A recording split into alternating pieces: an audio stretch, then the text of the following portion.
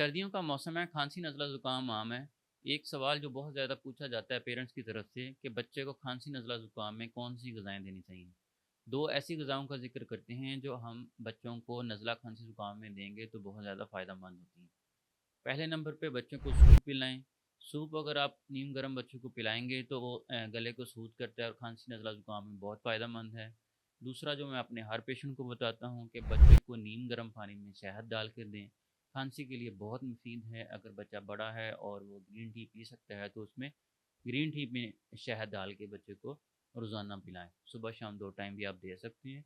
नज़ला, खाँसी, ज़ुकाम में बहुत ज़्यादा मुफ़ीद है।